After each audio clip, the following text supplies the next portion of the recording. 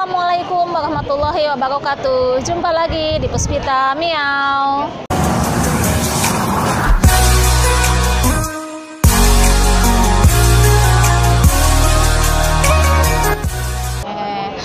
Gimana?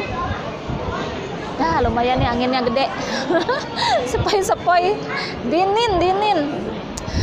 Jadi saat ini saya akan membahas khusus mengenai angsi psikosomatis. Ya.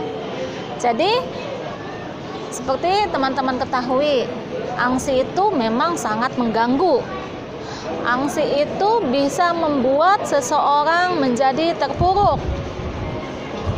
Angsi itu bisa memutarbalikkan keadaan seseorang dari yang tadinya aktif, riang, ceria menjadi berbalik 180 derajat. Ya. Jadi sama, saya pun pernah mengalami angsi, pernah mengalami hal-hal tersebut, pernah mengalami serasa terpuruk, pernah mengalami berubah 180 derajat, itu pernah semuanya. Ya. Nah, lalu mungkin masih banyak teman-teman juga yang masih bingung, saya nih harus gimana, gitu kan, dengan angsi ini, gitu.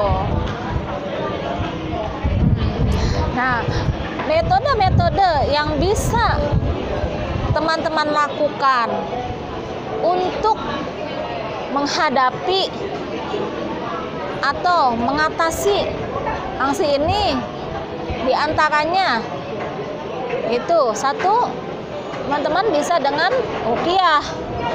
Tentunya ini metode penyembuhan dengan cara penenangan jiwa dan lebih mengarah ke sisi rohani. Jadi melalui rohaninya teman-teman,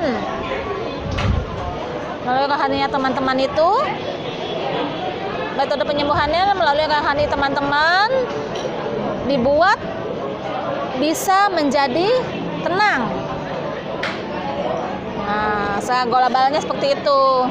Silahkan bisa teman-teman melakukan ruqyah, tentunya ruqyah secara syar'i yang memang sudah dicontohkan. Ya. Saya pribadi dulu sempat pernah ada di ruqyah, ya, pernah ada di ruqyah saat itu, sekali sempat. Pengalaman saya saat itu di ruqyah ada manfaatnya teman-teman, ya, terasa gitu semua beban yang mengganjal di dada ini tuh terasa terlepas, seperti itu. Jadi nggak ada salahnya teman-teman untuk diruqyah, silahkan. Lalu metode lainnya ada juga self healing. Nah, self healing ini metode penyembuhan oleh diri sendiri, oleh diri kita sendiri. Jadi tanpa bantuan terapis. Ya, jadi teman-teman bisa melakukannya sendiri. Banyak contohnya. Ada EFT, ESFT. Kalau dulu-dulunya ada NLP, itu semua ada. Bisa dipelajari sendiri oleh teman-teman. Ya, bisa dipelajari di internet, banyak beredar itu. Insya Allah mungkin saya juga, insya Allah nanti ada sih rencana pengen menerapkan atau membuat video mengenai self healing yang SEFT ini, insya Allah, gitu kan. Tapi di channel lain pun banyak gitu ya, salah satunya di channel yang tentang emang khusus self healing gitu. Nah, metode lainnya juga yang bisa dilakukan hipnoterapi. Nah, kalau hipnoterapi ini jelas ini menggunakan terapis. Jadi ada terapisnya yang melakukan hipnoterapi. gitu. Jadi teman-teman dibawa ke alam bawah sadar. Nah, di alam bawah sadar itu nanti si terapisnya akan membimbing teman-teman. Jadi masalah teman-temannya di mana, kenapa, itu kan yang dicemaskan itu kata nanti itu terapisnya yang tahu, terapisnya yang akan membimbing. Betul. Nah, teman-temannya berada di alam bawah sadar. Hanya saja, teman-teman ya, tidak semua orang juga bisa dihipnoterapi. Ya, ada orang-orang tertentu yang dia tetap bisa sadar ketika sudah dibawa ke alam bawah sadar oleh si terapisnya. Ada itu. Biasanya kalau menemukan orang yang seperti begitu ya si terapisnya tuh langsung bilang, langsung ngomong gitu. Kamu nggak bisa dihipnoterapi. Karena dia masih tetap terjaga saja, gitu, masih tetap terjaga, gitu kan? Ketika sudah dibawa ke alam bawah sadar, tapi masih tetap terjaga pikirannya. Jadi dia tidak bisa dihipnoterapi, teman-teman. Lalu teman-teman bisa juga melakukan konsultasi atau mendatangi psikolog. Nah, kalau di psikolog ini biasanya tuh teman-teman menceritakan semua keluhan, semua masalah teman-teman secara jujur. Biasanya psikolognya akan membawa teman-teman untuk bercerita semua permasalahan yang ada di diri teman-teman dengan sejujur-jujurnya.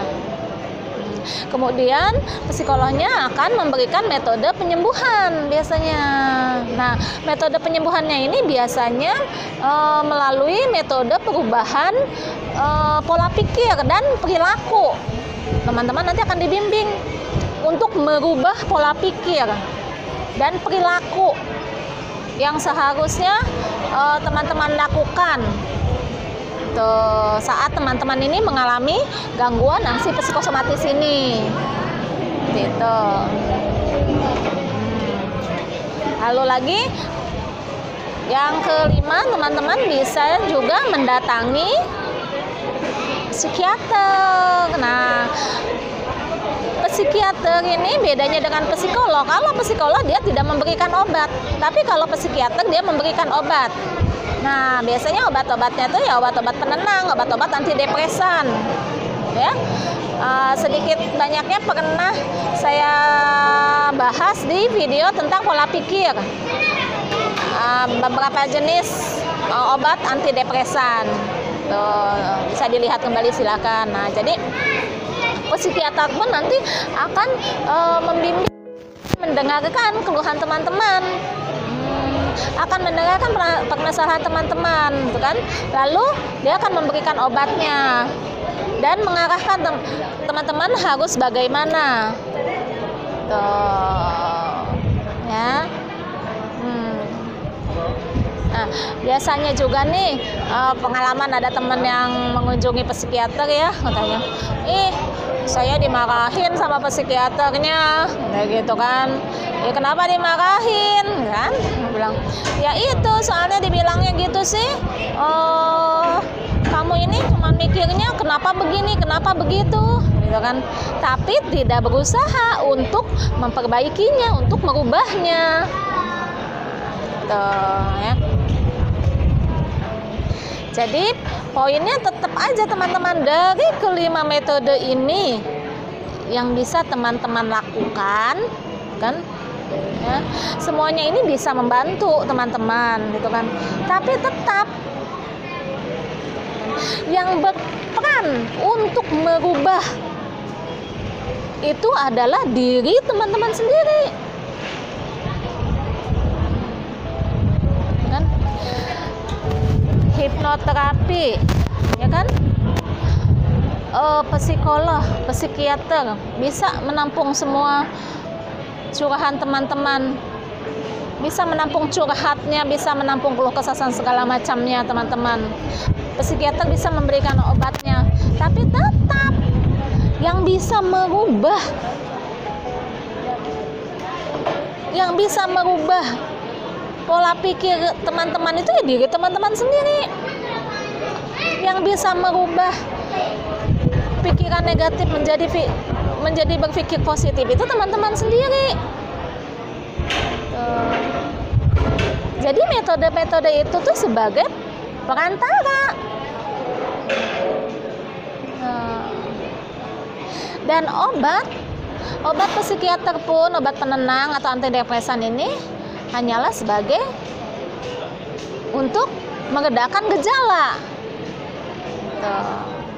Jadi ketika teman-teman berada di situasi yang sangat panik sekali, sangat ketakutan sekali, sangat kecemasan sekali yang tidak bisa terbendung, nah, ketika teman-teman meminum obat antidepresan ini, otomatis akan terasa tenang, lebih cepat tenangnya, seperti itu. Tapi tidak menghilangkan kecemasan dan ketakutannya teman-teman itu, tetap akan bisa nongol kembali. Tuh, jika teman-teman tidak merubah pola pikir, tidak merubah pikiran negatif menjadi pikiran positif. Oke ya. Nah, lalu sekarang nih ada yang bingung, kan? Gimana, Mbak? Gimana nih? Apa saya harus ke psikiater atau tidak? Nah, harus tidaknya ke psikiater itu teman-teman sendiri yang bisa menjawabnya, yang tahu sendiri keadaannya. Ya, jadi kondisi setiap orang itu sakitnya tidak sama. Kondisi psikisnya pun tidak sama, jadi nggak bisa disamakan. Ya. Mungkin si A bisa, dia cukup ke psikolog aja, gitu kan. Si B dia bisa hanya melalui self healing aja, gitu kan. Tapi si C harus melalui psikiater. Gitu. Itu tidak apa-apa teman-teman, ya. Tidak masalah mau ke psikiater, mau ke psikolog, mau ke hipnoterapi, mau self healing, mau diruqyah, silahkan. Teman-teman pilih sendiri, silahkan lakukan. Gitu ya. Kalau itu memang bisa membuat tenang teman-teman, silahkan lakukan. Jadi yang tahu kondisi apakah saya harus ke psikiater atau tidak itu teman-teman sendiri sebetulnya. Ya. Nah, justru di sini yang dikhawatirkan tuh jika teman-teman sudah dalam jangka panjang bertahun-tahun dengan kecemasan dan ketakutan yang luar biasa dan tidak membaik sedikit pun, tapi teman-teman tuh nggak ada berusahanya, nggak ada berikhtiarnya.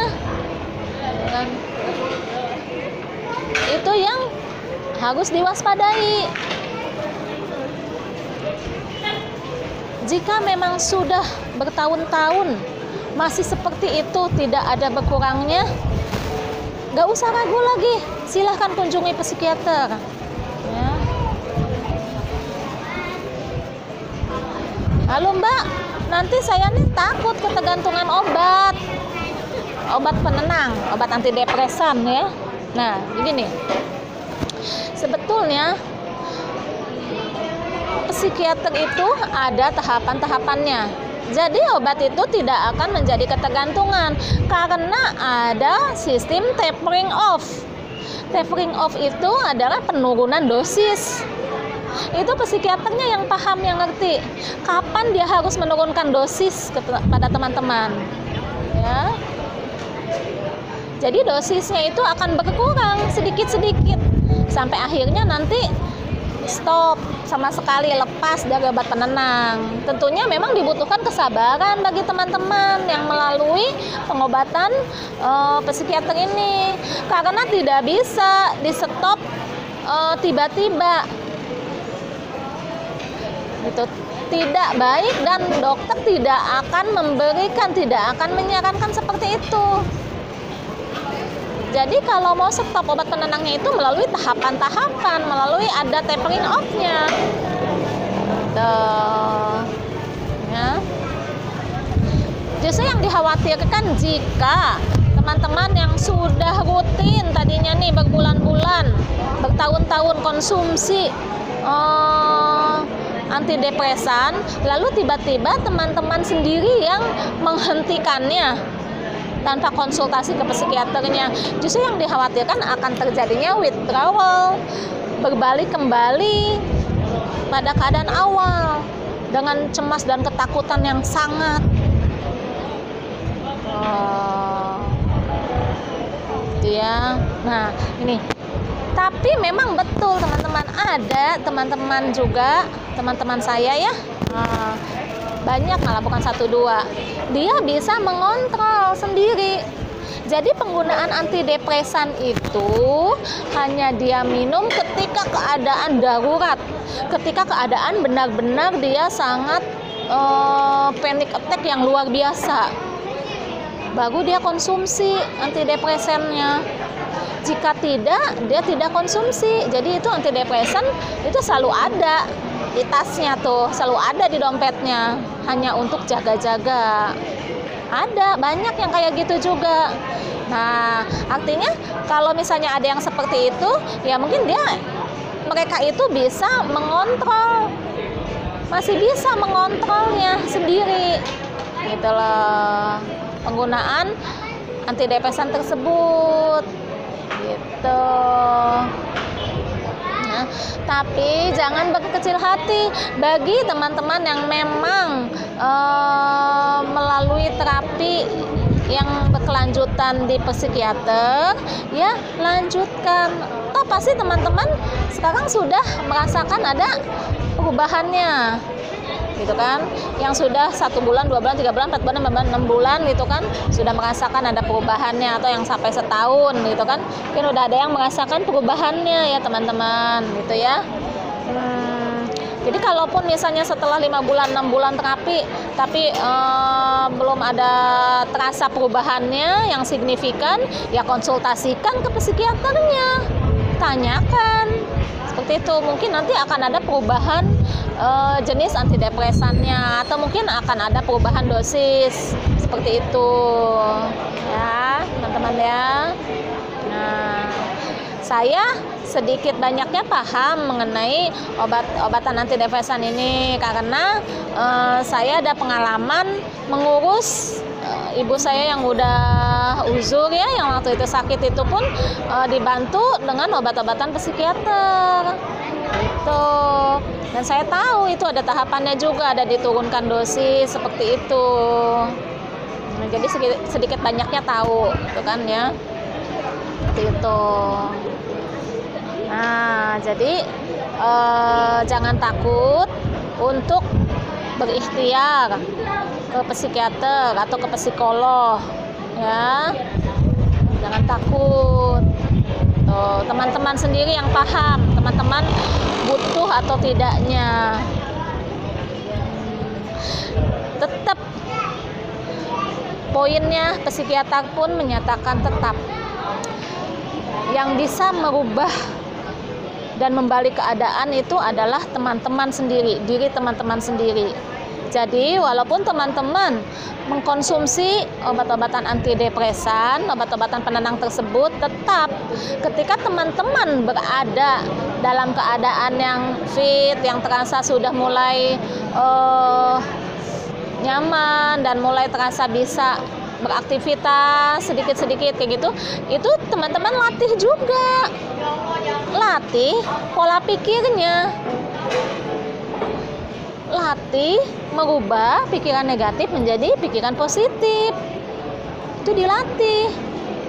Jadi tidak tergantung pada obat-obat antidepresan tersebut.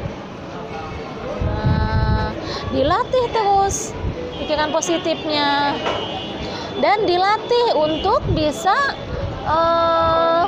mengedepankan logika. Nah, sekarang ini kan teman-teman yang masih dalam keadaan anxiety psikosomatis ini belum bisa mengedepankan logika. Dilatih untuk bisa mengedepankan logika.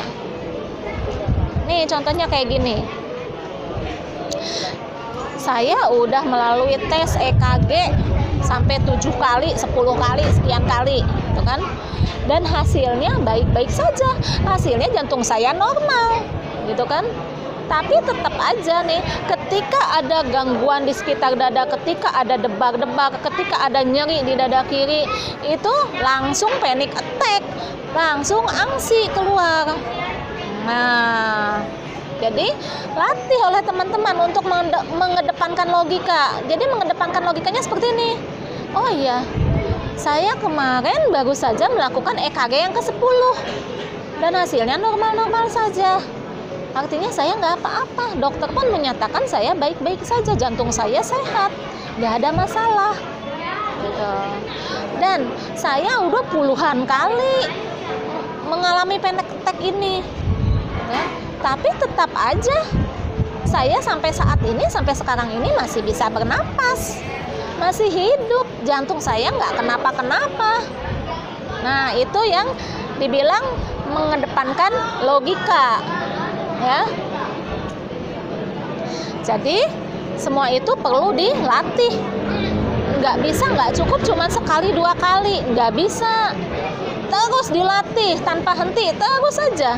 Setiap teman-teman nongol angsinya, setiap teman-teman panic attack, latih untuk mengedepankan logika, latih untuk berpikir positif, ya, seperti itu.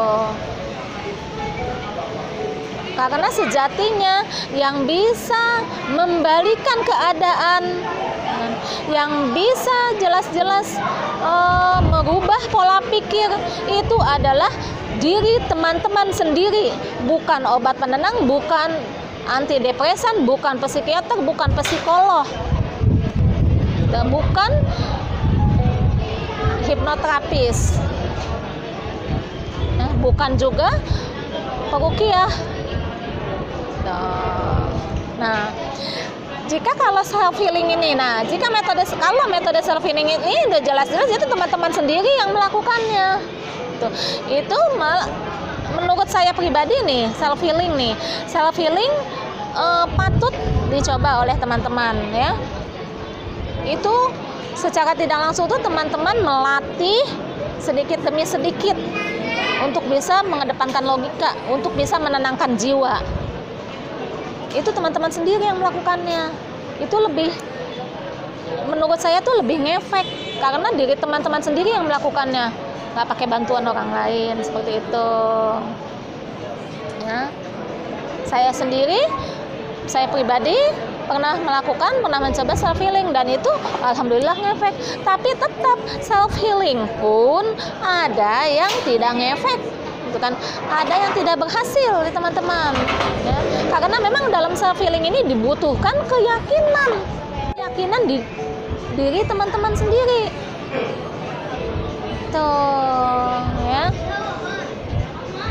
Oke, ya, jadi poinnya udah dapet ya teman-teman, poinnya. Jadi silahkan, ya, mau melalui metode pengobatan apa, mana yang terbaik itu teman-teman sendiri yang tahu. Ya, teman-teman sendiri yang paham keadaan kondisi diri teman-teman. Silahkan lakukan, ya. Tidak perlu takut untuk mendatangi psikolog atau psikiater, ya. Lakukan, ya. Yakinkan ke diri teman-teman kalau metode tersebut memang yang dibutuhkan oleh teman-teman, memang yang baik untuk teman-teman. Tuh, ya. Insya Allah justru dengan adanya dari keyakinan diri itu, teman-teman justru bisa lebih mempercepat proses perubahan pola pikirnya. Oke, ya. Oke teman-teman, jadi intinya tetap ya, yang dibutuhkan itu adalah tetap yang bisa merubah keadaan, yang bisa merubah pola pikir di diri teman-teman itu adalah diri teman-teman sendiri, ya. Semuanya itu hanyalah membantu, mengarahkan. Oke teman-teman, sampai di sini dulu ya video saya kali ini. Latih terus pola pikirnya, silahkan lihat kembali, pahami video saya yang sebelumnya mengenai pola pikir ya. Ini nyambung dengan yang sekarang nih ya. Lalu terapkan, latih, lakukan, action. Sekarang juga, saat ini juga action. Teman-teman ya, tidak lupa saya mendoakan kembali, mendoakan kesembuhan bagi teman-teman semua ya. Amin ya rabbal alamin. Assalamualaikum warahmatullahi wabarakatuh. Dadah.